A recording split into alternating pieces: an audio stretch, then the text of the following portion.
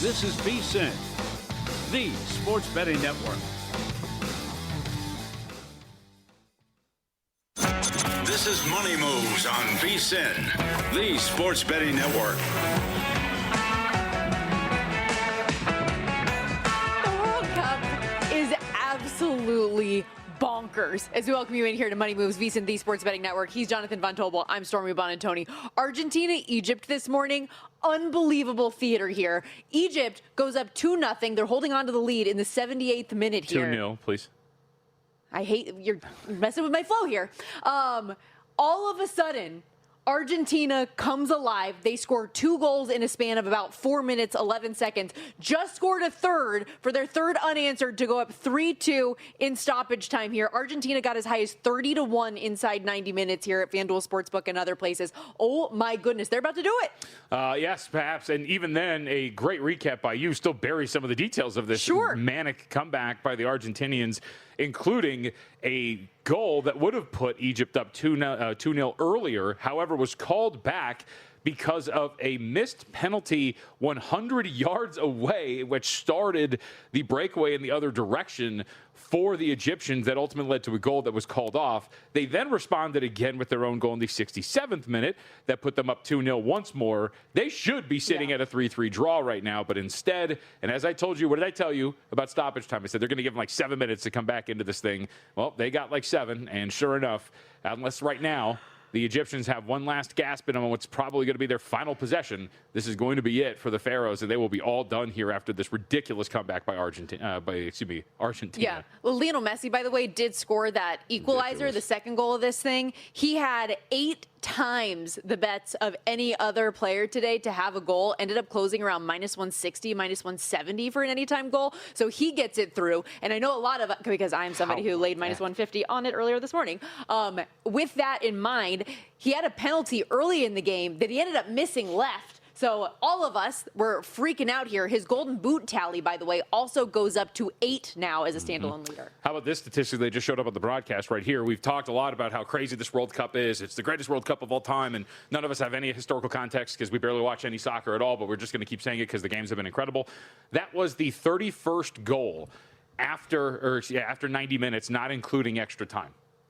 So in other words, that was the 31st goal of the tournament in stoppage time of this tournament so far, not including extra time. It speaks to how insane this has been so far for these late goals, all of the extra time that these guys have been getting. 7 minutes here, you get enough time to get one in. This has been a wild tournament, and this has just extended out. Outside of yesterday, it's probably one of the worst one of the worst games that we'll talk about. Every single one of these games has been absolutely incredible. And one could argue the car wreck that was the Americans yesterday was actually incredible to watch. And don't worry, we'll get to that in a moment. Should Argentina hold on here, though? Thought this was interesting from ESPN Sports and Information Group. Would be the first time that they've won a World Cup match after trailing at halftime. They were 0-1-9 coming into this one. They were down 1-0 at the half. The only draw coming in the 1990 semifinal against Italy when Argentina advanced on penalties. So unbelievable comeback. Again, 3 unanswered goals in about a span of 12 minutes or so for Argentina, who was a $7 or so or higher favorite to advance, -320 on the money line. And I'll say this, I am irritated, and I do think the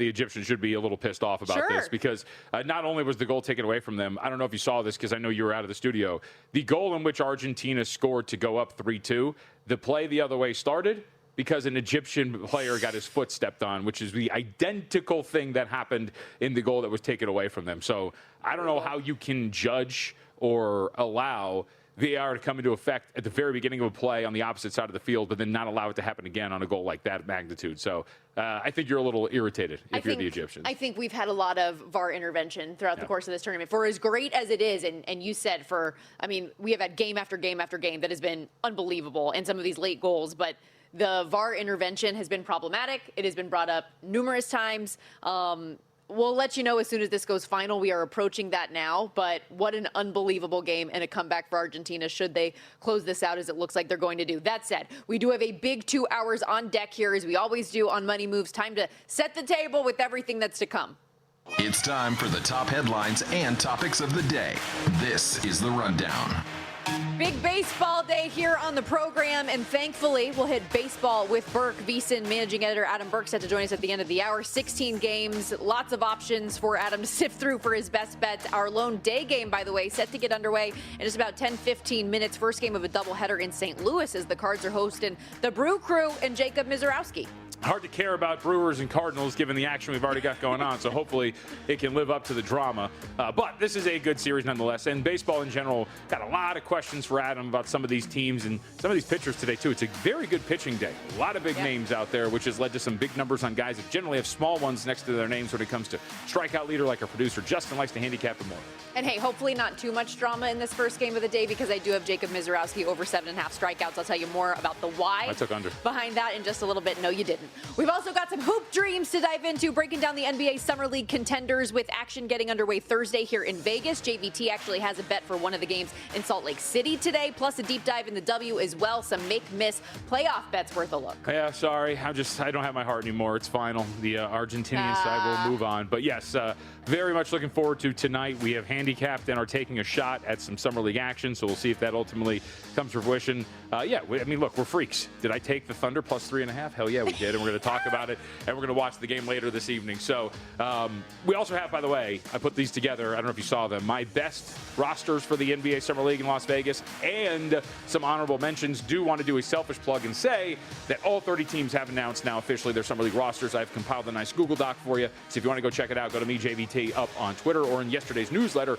There's a link to it as well. You can check out all 30 teams' rosters. Okay, while we have dominated the first half of this segment already talking World Cup, we're going to dominate the second half of it again with some red, white, and blues. Unlike we are all feeling today. An ugly 4-1 loss for the U.S. men's national team yesterday to Belgium. And if crew, we can get this sound ready, I think Carly Lloyd's description after the game probably put it better than just about anyone else.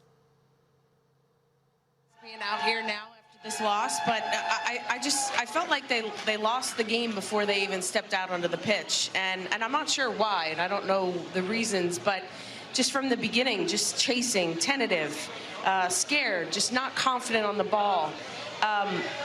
And I think big-time players, you wanted some of those big-time players to step up in big moments. And I got to be honest, I was a bit disappointed with Christian Pulisic. I think whether he wants to be the star of this team or not, we didn't see enough from him in this particular game and really the whole World Cup. Little glimpses here and there. Pulisic specifically lost possession 14 times, was subbed off in the 56th minute, didn't record a single shot. The U.S. as a team had its fewest shots and goals in a game all tournament. Meanwhile, the 15 shots from Belgium were also their most allowed by the U.S. in a World Cup game since 2014. This was, I think she put it very well, it was a game that felt lost before it even began the way that they took the field. Yeah, I mean, I like the word tentative, the inability to really get after it. I mean, no attacking. None whatsoever. I mean, even look at one of the first goals of the match, and they all kind of blend together. But when there's essentially, we'll use a basketball term, a jump ball in the box, and you've got 3 American defenders all staring up in the sky, not knowing who's going to go up and try to get it out of the box. And Belgium just kind of comes in, takes possession of it in a very dangerous area, and ultimately scores. How many times did you watch this back line over and over and over again? Let guys just run by them with little to no resistance whatsoever. And we could talk about the climactic and catastrophic play near the end that kind of put the nail in the coffin.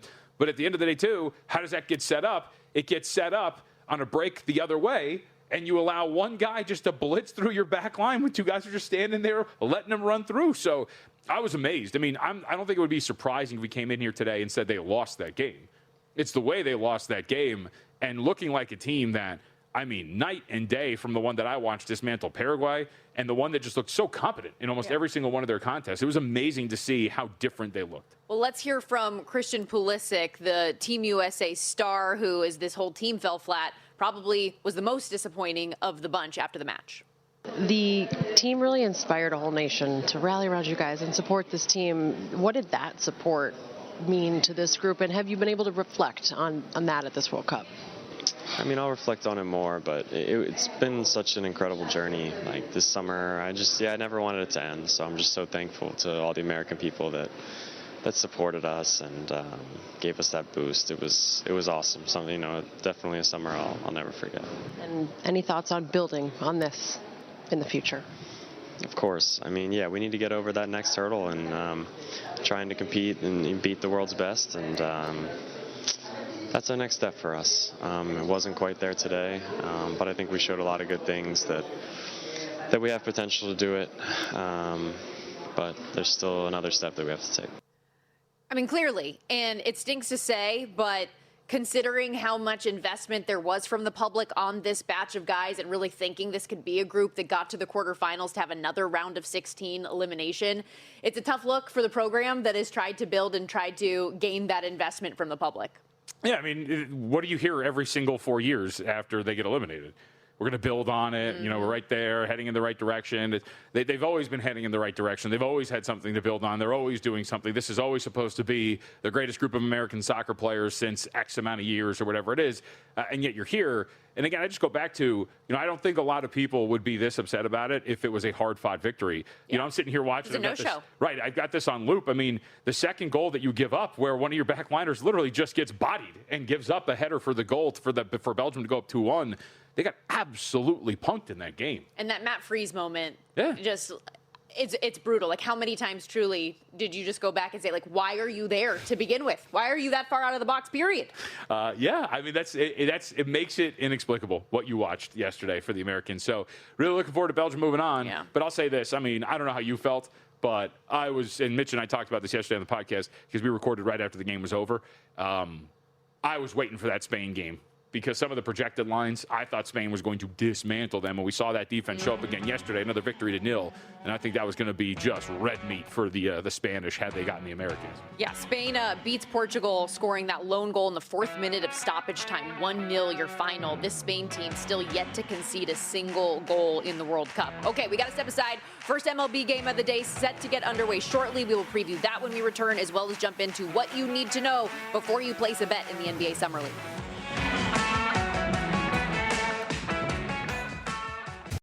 So you're listening to this podcast because you want an edge. But what if I told you you're only halfway there? You've got the mindset. Now it's time to get the toolkit to match. Here's the thing. Pro bettors spend thousands on data and tools. But what they don't want you to know is that you can get the same edge for a fraction of the cost with VSiN Pro. VSiN Pro gives you access to expert picks, public betting data, prop projections, powerful tools, analytics, and more. Just tap the link in the description and see why thousands of bettors are already using VSiN Pro to cash more bets.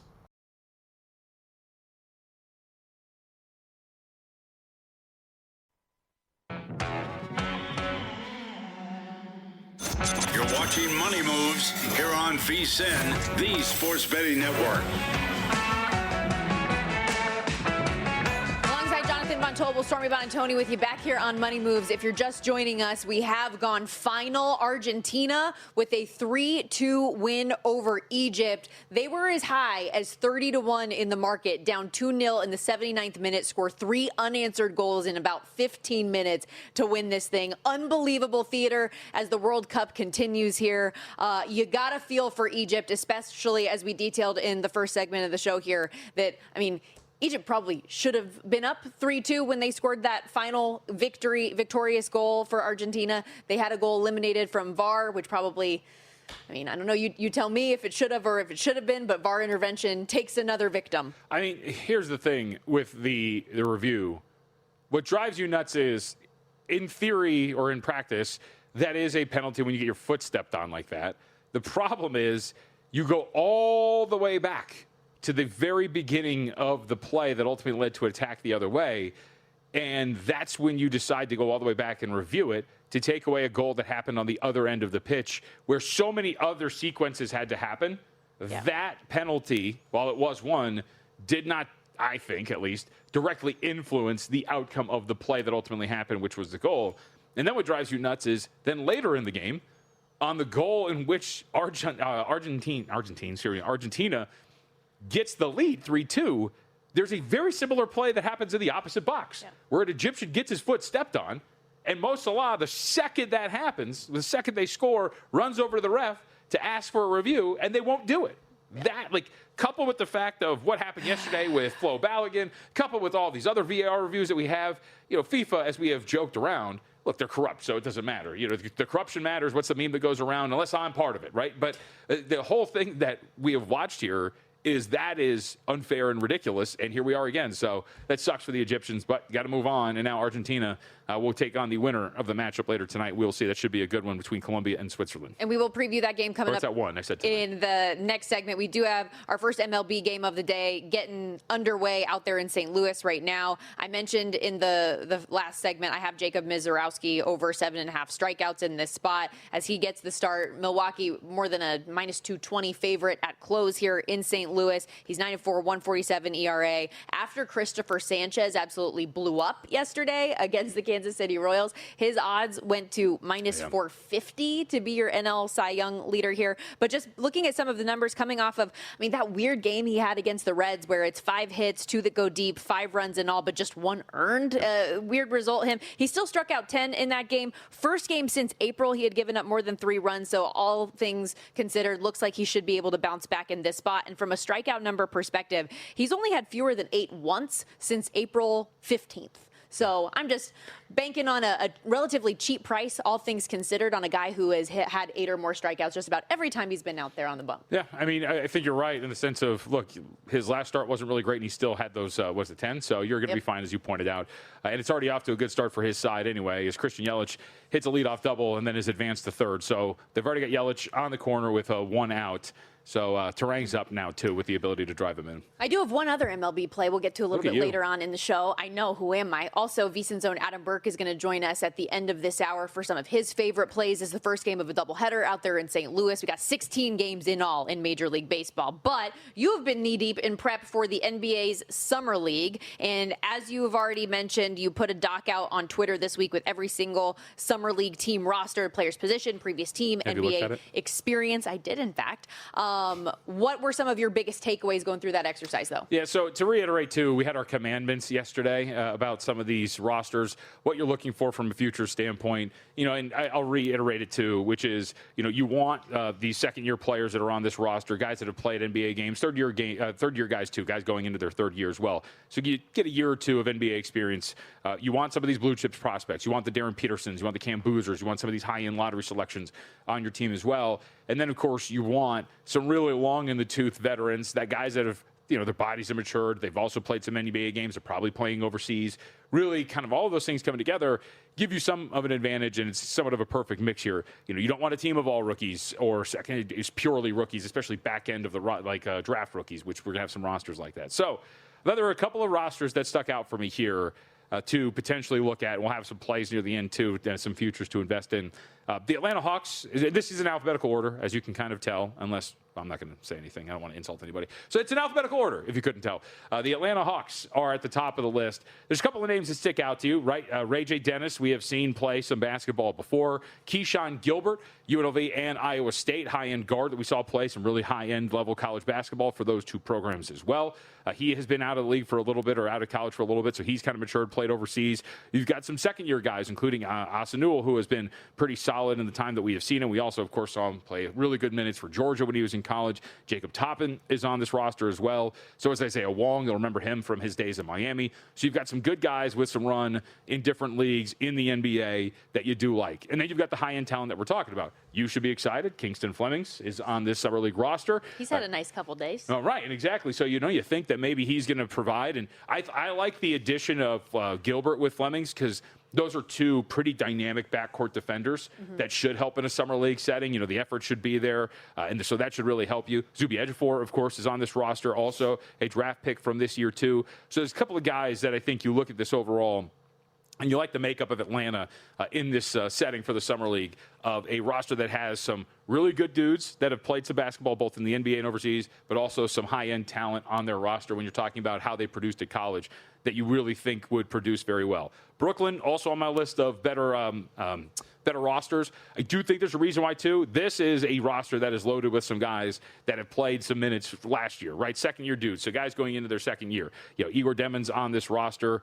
You have a couple of guys that have been playing for them, too, throughout. Danny Wolf is out here, too. We'll see what Michael Brown Jr. provides. This is a team that barely made my list because they have a bunch of their guys from last year that they drafted that are on this team. And you do wonder, Stormy, because this is kind of the caveat you have to take with some of these guys that are in their second year, which is how long will they play? Will they be playing just like one game and getting out? That's always the trick you have to see. And, you always got to track what's going on. You might get burned. But some of these guys, generally, if you're a dude going into your second year and you're on a summer league roster, more often than not, you're out there for the long haul because you need some development. So I think you're going to have some faith that these guys are going to stick around. So that actually presents another question for me as we look to the 2 games we have today coming up in Salt Lake City. Darren Peterson, who you mentioned already with Utah, has been a star already. Saturday against Atlanta, dropped 28. I know he got a little flack for the turnovers, but yesterday, 25 more points, 12 assists against the Grizzlies.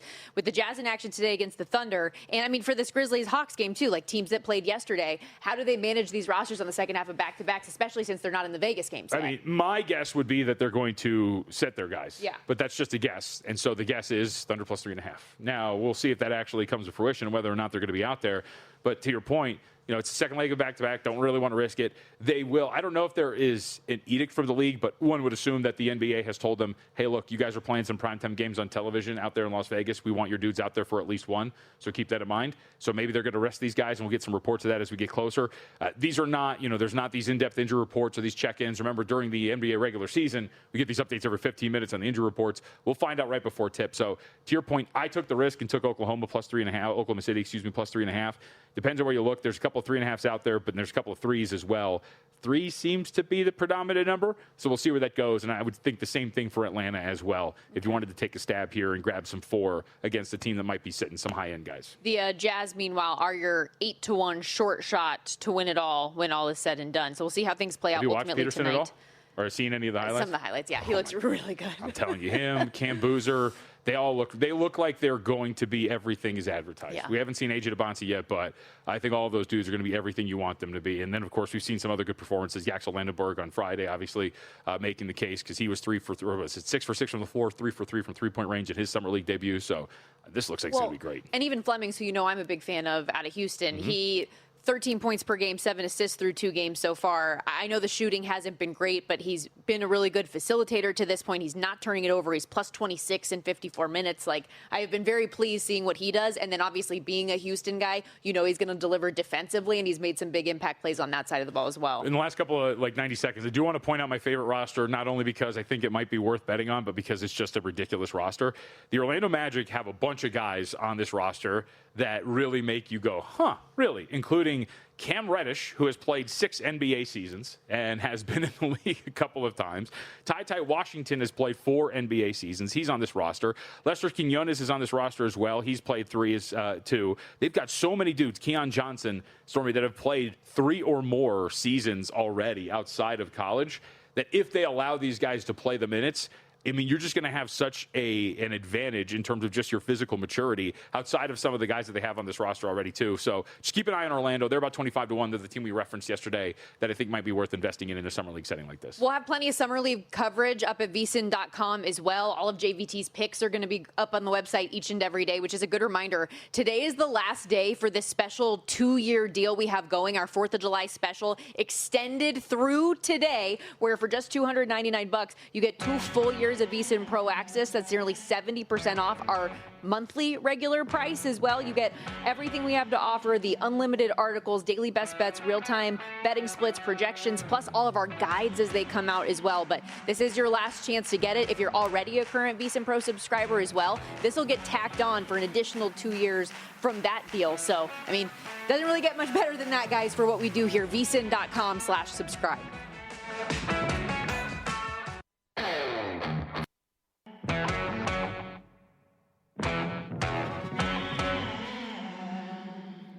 You're watching Money Moves here on VSiN, the Sports Betting Network.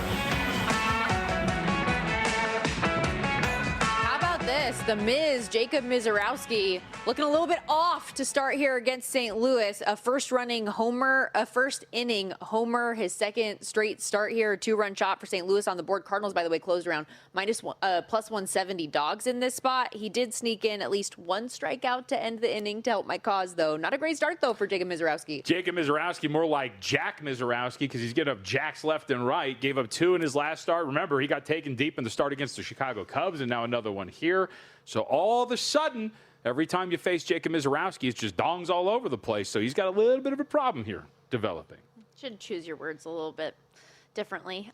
Let's get into a little soccer here. That's a baseball term. Sure. But when you use them the way that you do over and over again, it takes a little bit of a different context for your girl. Let's get into a little World Cup action, shall we? Because Colloquial term for home run. as we have already discussed today, Argentina with a masterful comeback against Egypt. They will next in the quarterfinals face the winner of our game later on tonight. I guess I say tonight, but I guess it's coming up in like an hour and a half. I keep thinking about it tonight, yeah. An hour and a half in Vancouver. Switzerland and Colombia going head to head here. Colombia, your favorite. 85% of the money over at BetMGM is on the over, despite how Colombia has played this tournament. They've had a trio of 1-0 or 0-0 results, including their round of 32 win over Ghana. And I understand why both of these teams have a lot of weapons. How do you see it playing out today?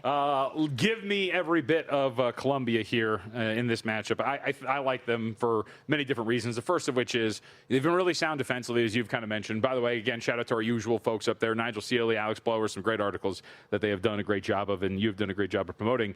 And I think that plus 130 or better, you're talking about a team that I think is worth looking at in Colombia. I like the way that they're playing. What's up? I think you wanted to add something. But, I thought plus 130 or better with the way they've been playing defensively.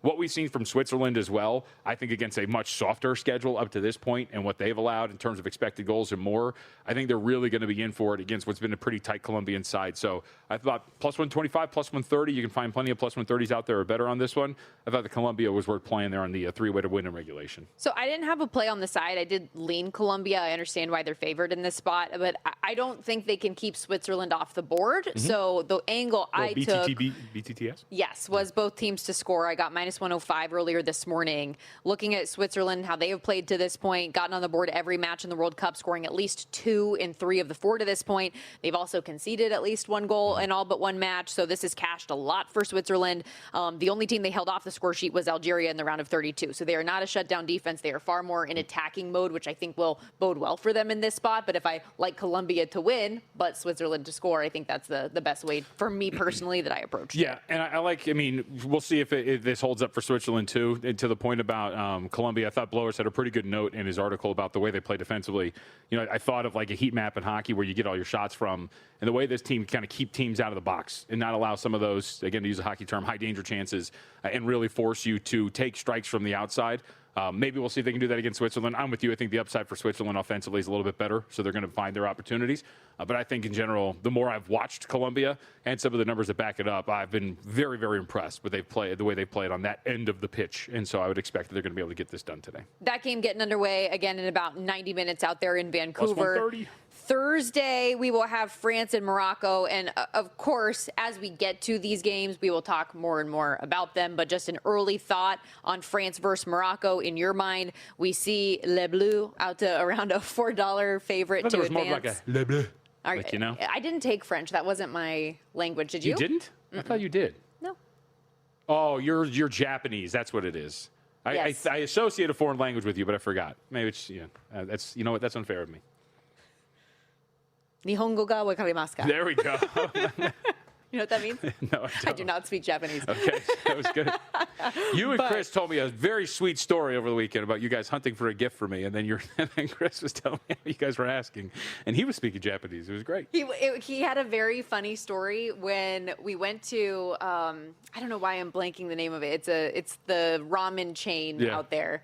And in Tokyo, and he went up to the lady to ask about being seated, and he did pretty well, to the point where she thought that he actually could speak more Japanese, so she followed up with him, and he was like, nope, that's all I got.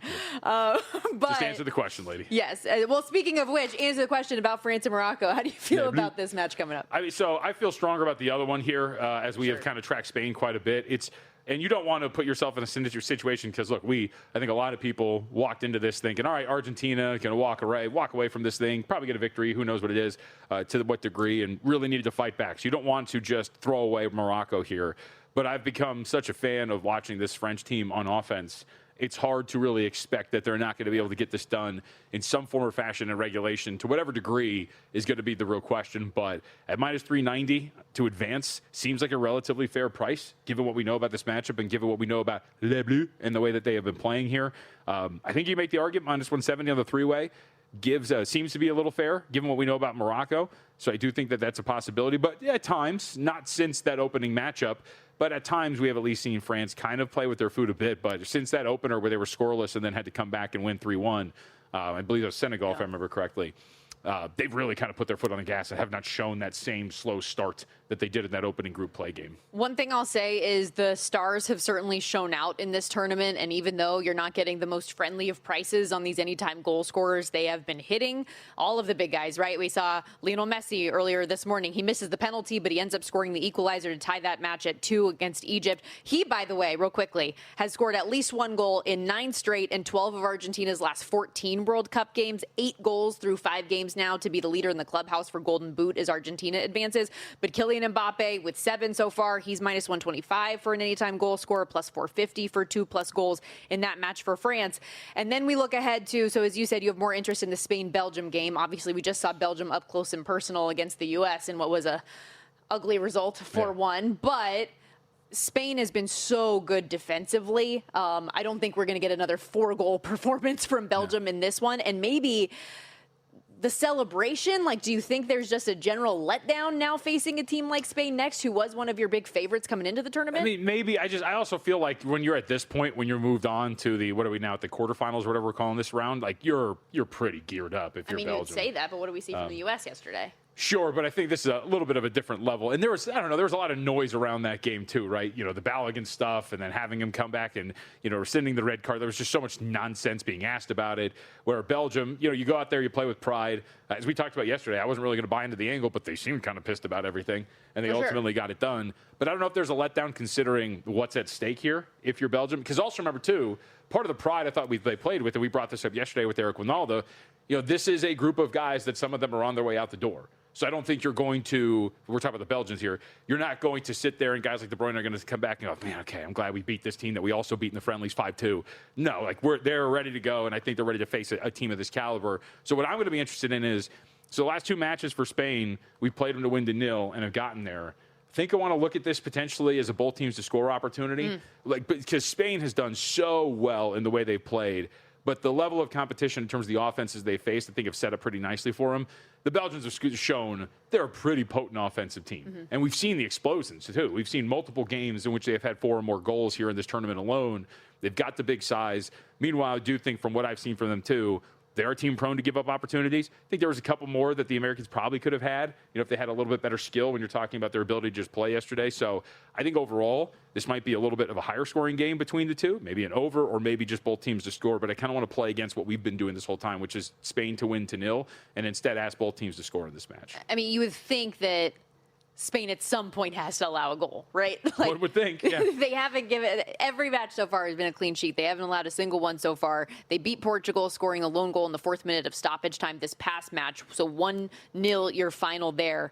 They dominated the attack, but really lacked efficiency on offense. And so that's kind of my question is, Spain's been playing so well defensively, but the goal scoring hasn't really shown up no matter how much possession time they have or how well they have looked from an eye test perspective. The goals haven't showed up. So, what do you think the final score of this game is going to be then? If you think Portugal is going to score as well, Spain hasn't really had a ton of that goal scoring production. Probably like a 2-1 sounds about right, doesn't it? I mean, if I'm right, whoever's going to get it, even against Portugal last time out, just about 1.7 expected goals for the Spanish. So they did have some opportunities there in that game to maybe tack on a little bit more. But you're right. I mean, this has kind of been their thing throughout this tournament so far. It hasn't been an overtly dominant offensive attack. Going back to that matchup against Uruguay where they really needed that, and it was kind of an ugly game, even though they weren't really playing with all their cards on the table. So I think that you could probably get this done. And I think this is also about Belgium maybe raising the floor of your offense just a bit, as opposed to Spain maybe figuring things out on offense. Your 90-minute line for Spain, minus 165, Belgium plus 450, the draw plus 295 at the end of regulation. You mentioned the goal total. Over is where we're seeing a little bit of that juice, minus 125. If you think it is another low-scoring match for Spain, even money on the under 2.5 for you as well. You got a second strikeout, I was just going to tell you. Well, can we get a third? That's what we're rooting for here. he just, what's been going on with him lately? He's looked a little bit, I mean, granted, I think that's due for anybody, right? When you're playing at such a high level. It's also, I was going to say by his own standards. Say, you have like All-Star breaks coming up. Just has to It's a long happen. season. Just has to happen when I bet him, of course. France, by the way, your updated favorite to win it all, plus 180. Spain, plus 340. Argentina, plus 450. We're going to step aside. VSiN managing editor Adam Burke is going to join us. Speaking of Major League Baseball, he's got plays on what is a 15-game slate coming up later today.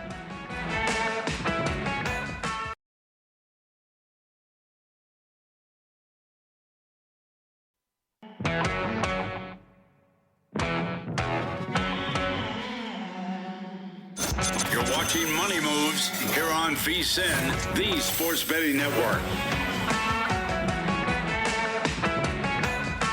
Rolling along here on Money Moves, VSiN, the Sports Betting Network, Sirius XM Channel 158. Stormy Buonantony and Jonathan Von Tobel with you. Excited to dive into what is a busy day in Major League Baseball with Adam Burke, who joins us on the Progressive guest line, managing editor over at VSiN.com. And as I'm out here sweating out Jacob Misiorowski's strikeout props, they're down, by the way, 2-0 in St. Louis, where things sit. I know you're looking at the second game of this doubleheader a little bit later on, and a slightly cheaper price on Milwaukee than you can get when Misiorowski is on the hill. What do you like a little bit later on tonight? Yeah, hey, good to be with you guys. Sorry I'm not in studio today, but just easier to do this one from home. I like the first 5 on the Brewers here tonight in game 2, and typically I don't bet the second game of a doubleheader before the first game is finished because, you don't know who's going to be used out of the bullpen. You don't know if somebody's going to get hurt. There's a variety of different things that could happen, but I wanted to jump on the Brewers' first 5 tonight just because I think Robert Gasser has a lot more upside than Hunter Dobbins does.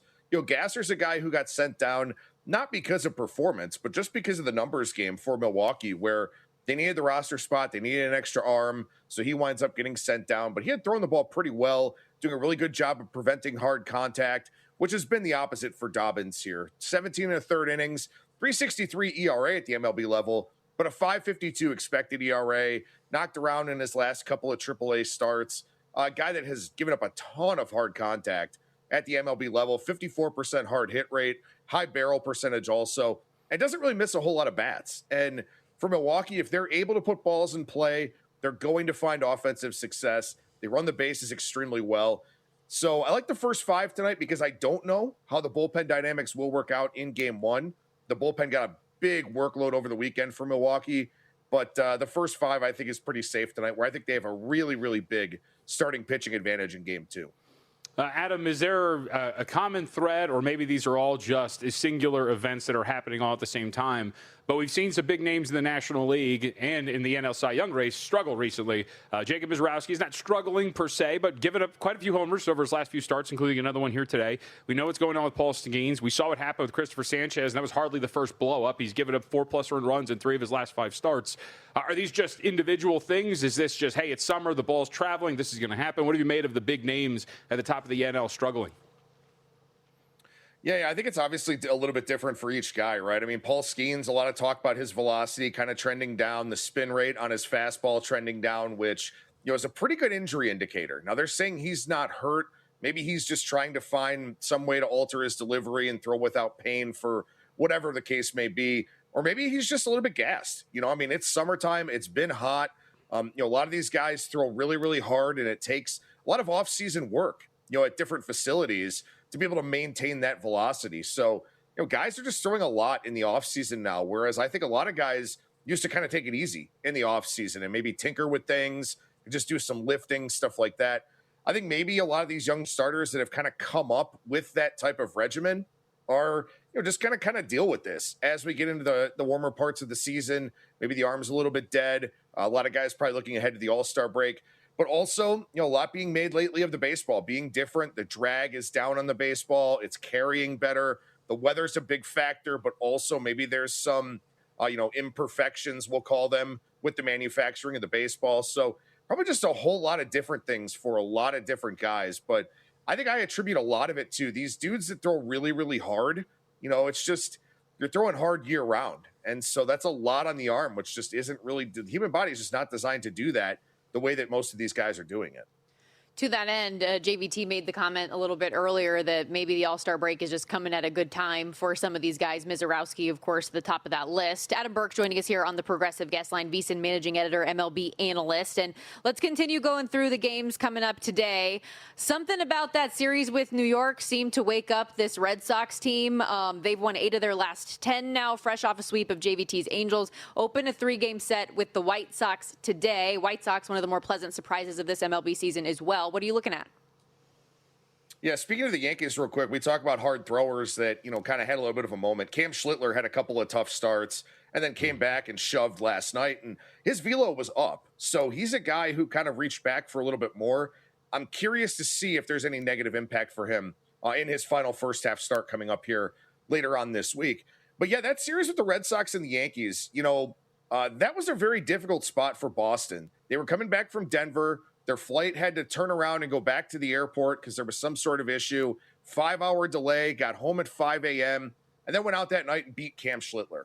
And that did seem to be a catalyst for this Boston team to really turn things around here. And as you said, Stormy, they've been playing at a really high level.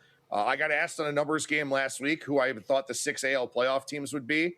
I think Boston could very well be one of them with the way that they're playing right now and all the talent on that team. As far as today goes, this is more of a fate of Noah Schultz for me, the starting pitcher for the White Sox, than anything else. Schultz came back off the IL last time out. Lowest fastball spin rate of the season at the MLB level for him. Velo was down a little bit as well. Control was kind of all over the place. I don't think he's fully intact right now, whether he's just trying to find his release point or something else. Boston's been a borderline top 5 offense against lefties over the last 2 weeks. I think they can get to Schultz.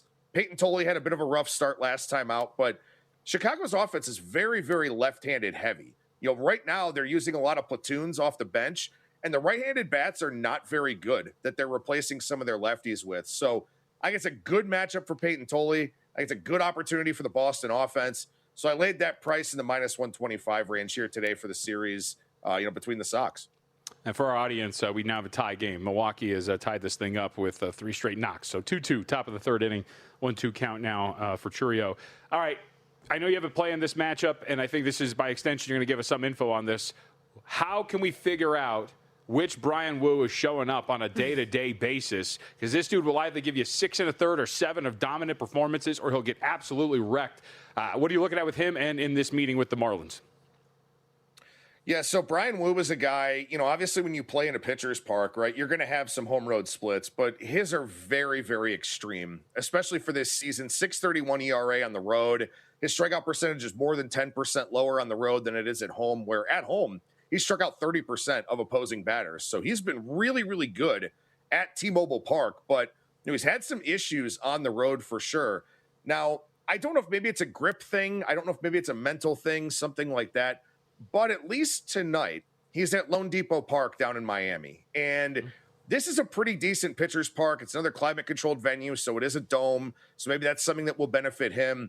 The park factor is a little bit higher for Lone Depot Park than I thought it would be, but mostly because it's a good doubles and triples park. But it's not a great park for hitting home runs.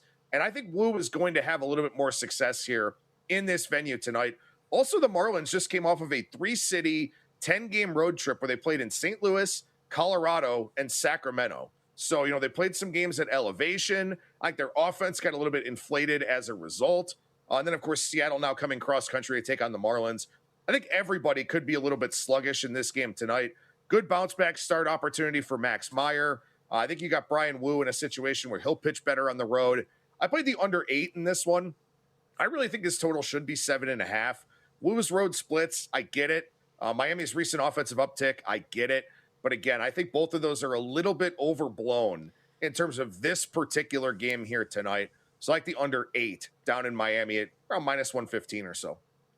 Before we let you go, I know you are also knee-deep in your prep for the college football betting guide, which will be out before you know it. Big 12 Media Days getting underway today. Where are you in that process? Any fun facts you've uncovered that you can share our last 90 seconds? Yeah, so I wrote up the 17 teams in the ACC. So I got my first drafts of all those teams written up. Then I got, I think, about 6 teams here in the American. But, I mean, look, there's a lot of stuff going on, not just in terms of the transfer portal, but a lot of new head coaches as well. And you talk about the American Conference specifically, because you guys know I'm a big group of 5, I guess now group of 6 fan. A lot of first-year head coaches and a lot of second-year head coaches. So this is a conference that I think is going to be extremely high variance. Some of those second-year programs with their head coaches are going to start to evolve, going to start to get better, going to have better talent. Some of the first-year programs, maybe they've upgraded with their head coaches and their coordinators. So that conference is going to be very, very wide open. Really looking forward to that. I actually wrote in the intro here that I believe there are 7 teams that are 8-1 or lower to win the American Conference out of the 14 teams this season. So very wide open, subject to a lot of variance. And to me, those are the types of conferences and teams that we can look to make some money on, not just in the futures market, but as the season goes along as well. Man, you're getting us excited. I cannot wait for week 0 of college football to be here. Adam, thank you so much for the time. We appreciate it. Have a good one, guys. Hopefully we'll get him back in studio next week. But Adam Burke, and that's a great tease, by the way, for a segment we've got coming up in the next hour. We are going to be looking at a few of those college football head coaches in new places who could make the biggest impact their first year with their respective programs. We do need to step aside here real quickly. But a reminder, that college football betting guide we're talking about, you only get it if you're a VSiN Pro subscriber. And today is the last day to get that extended 4th of July discount. We have 2 years of VSiN Pro access for $299. You got to do it. We'll be right back on Money Moves.